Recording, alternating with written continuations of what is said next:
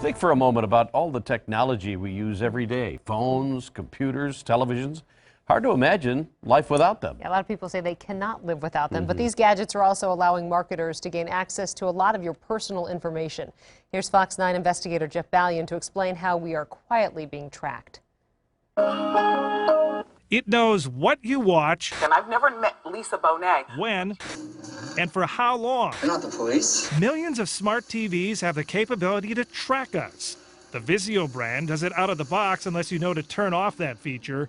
The company sells information about your viewing habits to clients like TV networks and advertisers. I think this is all out of control, I have to tell you.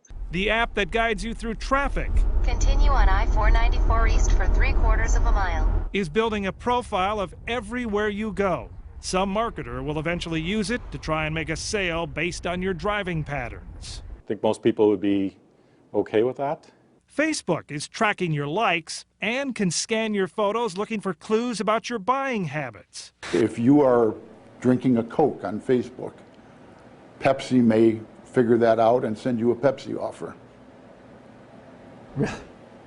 Amazing, huh? Data brokers are collecting tons of information about us. It could be a good and bad thing. Where we shop, what we eat, how much we spend.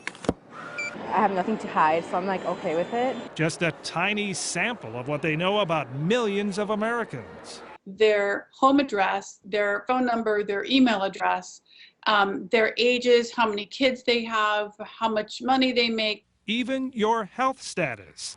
It's part of what privacy expert Pam Dixon calls our digital exhaust.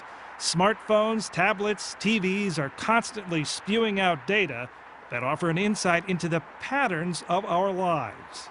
What we buy, what we want to buy, and how we live our lives every single day is up for sale. The more we lean on technology, the more it's used to track our behaviors without us knowing. Some retailers now have devices in their stores to detect the unique signals given off by each of our phones. I didn't know that they did that. They're keeping track of how often you visit and where you spend most of your time. I don't like that at all. Some of this tracking we accept willingly. Target and Macy's have smartphone apps which allow customers who opt in to get special deals.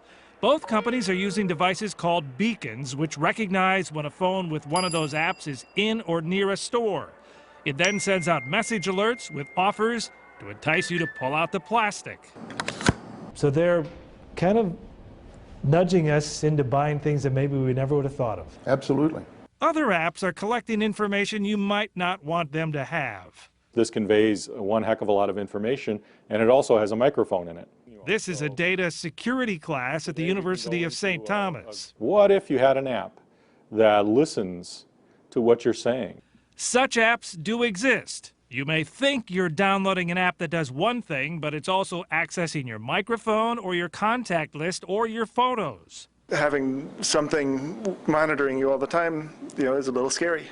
How can you tell if an app is snooping around in your phone? Do you read the app's privacy policy? Not the whole way through, no. Some of the policies are fairly easy to understand, others full of legalese. But this is where you'll find out what data is being collected and how it's being used. If there's no privacy policy, Dixon says walk away. I really worry about the health apps. Dixon found a mental health app that was collecting metadata from phones. Not the actual conversations, but information about who was being called, how often, and for how long.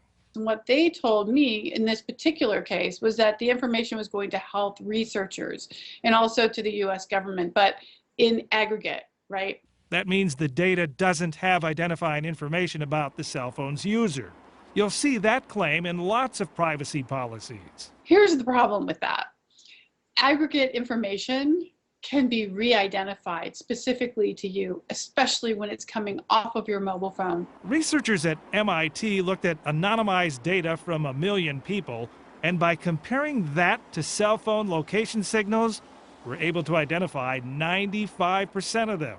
There's obviously a lot of money in this data. Senator Al Franken is co-sponsoring legislation that would require data brokers to disclose what they know about us. that you have the right to find out what data exists about you and to see it and to correct it if it's wrong. It's not clear how many companies are trafficking in our data, but Dixon, the privacy expert, believes it numbers in the thousands. Every time we use a smart TV, a smartphone, swipe a bank card, or go online, they're learning more about us, and much, if not all, is up for sale.